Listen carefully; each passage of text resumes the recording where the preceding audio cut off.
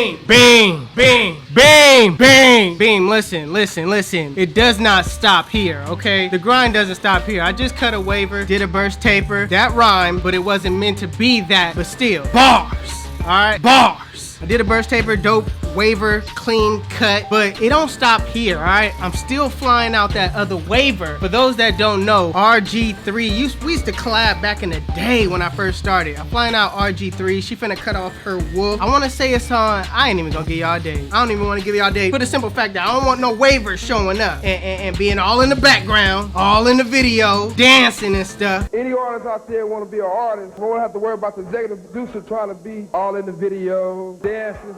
Come to Death Row. You know what I mean? If you want to be a part of Velocity Cups, come to Velocity. Nah, I'm just playing. But still, all right, it's going down.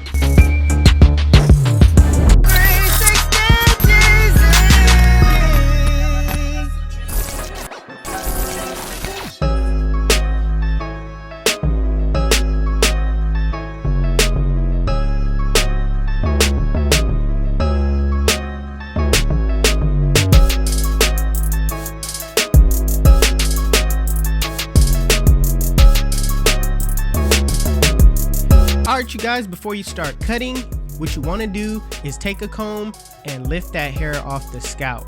Now, the reason why you want to do this is because you want to be able to have that hair all the way lifted out, so when you go over it with the guard or whatever clipper that you're using, that the hair can catch the teeth of the blade. And also, you'll just get a more even cut that way. We all know that going against the grain ultimately gives you the perfect even cut, but with a lot of waivers, we don't like to go against the grain.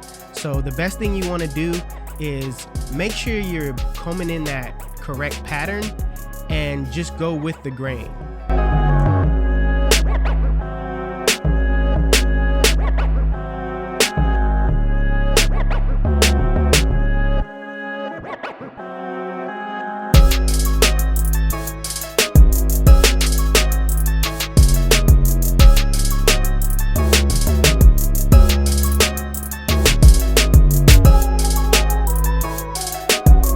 So when it comes to a person with a swirl pattern, you really gotta comb that crown area precisely. And the way to comb the crown is going by a outward circular motion like I'm doing right now.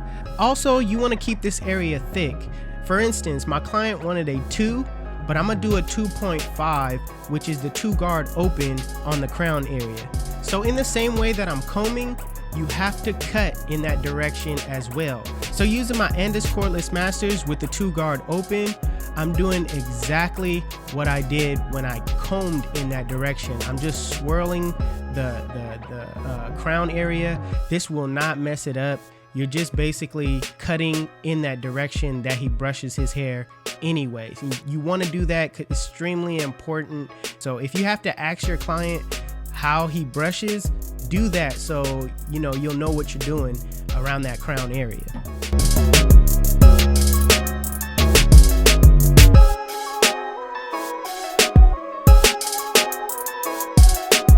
So after that, you want to do a brush session.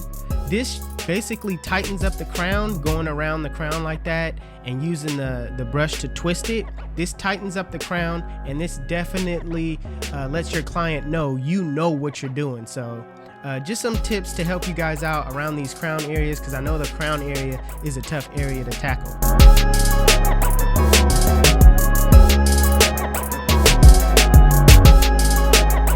Now closing the lever on the 2 guard, I'm gonna go with the grain on everywhere but that crown area. And I just want you guys to notice how far I'm actually staying away from that crown area. It is important to keep that crown thick.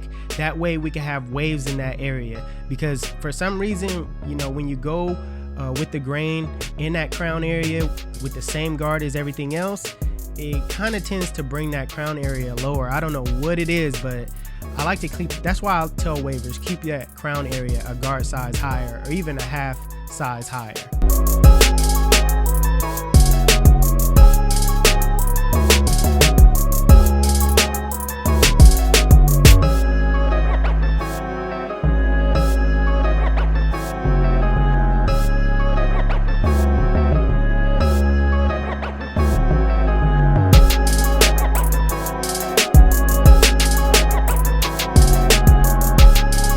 I know it seems like a lot to deal with when it comes to waivers, but again, I mean, we take our waves serious, so make sure you guys do a brush session.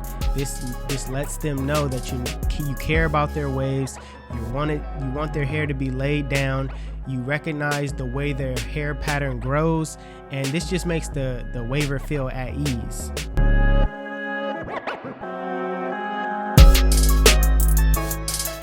All right, to start the taper process, I'm gonna use my one guard open, and I'm just gonna take down some of that bulk with the grain.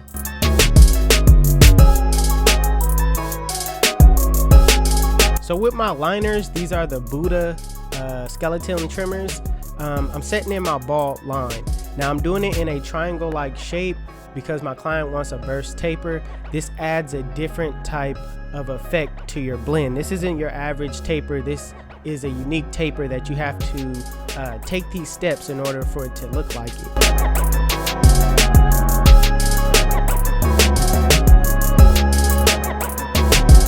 So with the lever open, using my corners, going up about a ½ inch, I'm going around that triangle shape, making sure I keep that same width all the way around. When it's all said and done, it should look like a rainbow.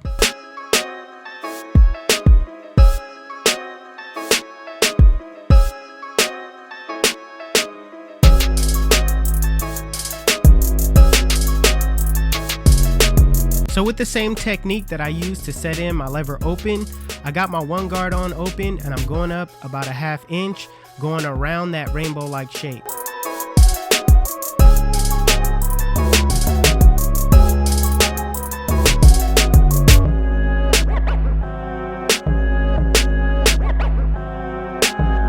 Now with the two guard open, same theory, but you don't have to, be confined with using your corners.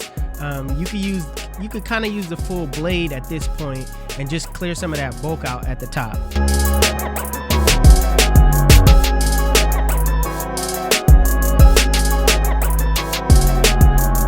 So I see some areas that I want to clear out at the top a little bit more. So I'm gonna grab my one guard open and go with the grain to take off some of that area at the top. I just want to make that area smooth and not go against the grain and kind of gouge the waves. That's why I'm doing it that way. Now with the zero guard closed in a flick out motion, using only the corner of the blade, flick out that middle line.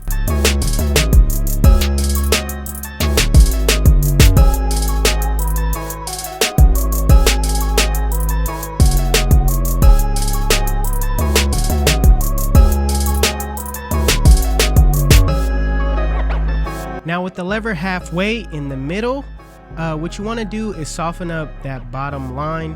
I'm going up barely a quarter and just, softening it up so I could come behind it with the next step.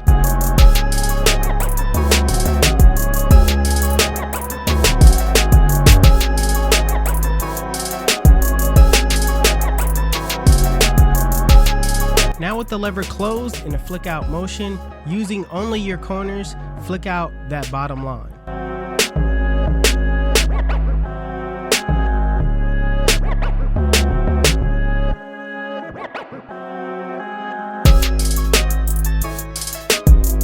So this step is where you do some detailing. You want to take a step back, look away from the blend, rest your eyes for a couple of seconds, or look in the mirror if you have to, because the mirror does not lie. It'll show you everything you need to know on where the bulk area is, and just start doing some detailing, man. Use your corners, use different guards, whatever you have to do to detail your work. This separates you from average barbers.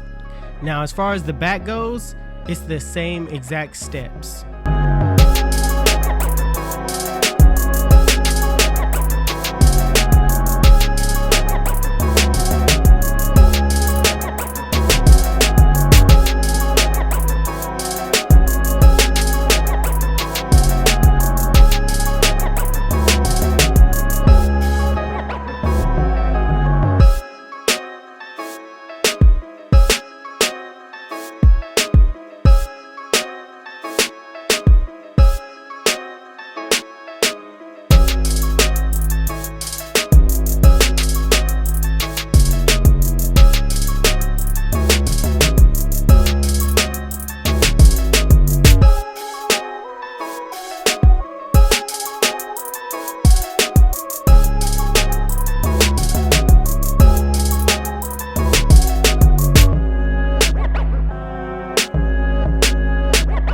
Now when it comes to a waver, you want to bring that front line down just a tad bit lower. I always like to go a guard size lower. The reason why I bring the hair down lower at the hairline is because we always brushing our hair, so we don't want any hair to overlap after we get the haircut. So I like to bring it down, and really it just makes for a crisp line to begin with. Don't go so far back with bringing down that line, just right at the tips. Also, you want to spray some hairspray. Now you don't have to do this, but I like to do this just to keep the hair to lay in place so it don't move. I like to spray all around my client's edge up line. Don't spray it in the hair. Now you don't have to spray it all in the hair. Just spray it right at the hairline area and blow dry to make sure everything is real dry and locked in.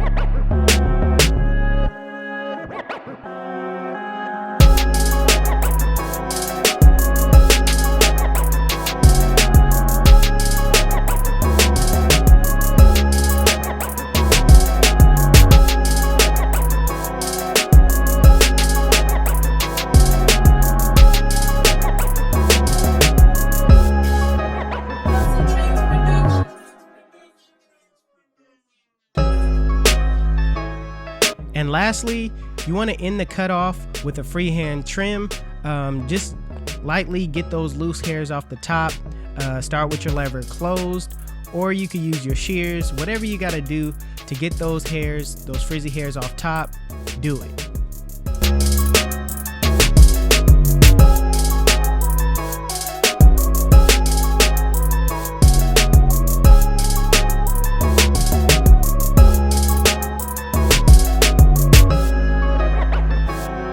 Listen, let me tell you why they call me 360. When they sit in my chair, I spin them in a full 360, and they come out looking like bang. YouTube, this is the cut. And if you like it, make sure you give it a thumbs up. If you're new to my channel, please hit that subscribe button. Also, Hustle Dreams Production is on the beat.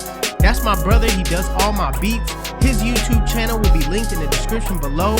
Also, if you want to know where you can find any tools that you've seen in this video, links are in the description. Otherwise, you guys can follow me on Instagram, Snapchat. Snapchat is Jeezy360 and my Instagram is 360Jeezy. But it's your boy 360Jeezy, and I'm out of here.